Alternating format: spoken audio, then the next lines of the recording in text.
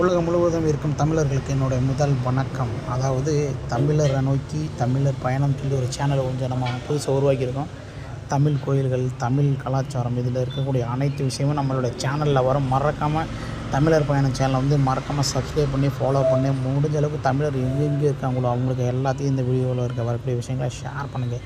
இப்போ நம்ம எங்கே போயிருக்குன்னு கேட்டிங்கன்னா, திண்டுக்கல் மாவட்டம் அய்யலூர் பைபாஸில் இருக்கக்கூடிய மிகவும் பழமையான கோயிலுங்க, முருகன் கோயில். அதை நோக்கி தாங்க பயணிக்கிறோம்.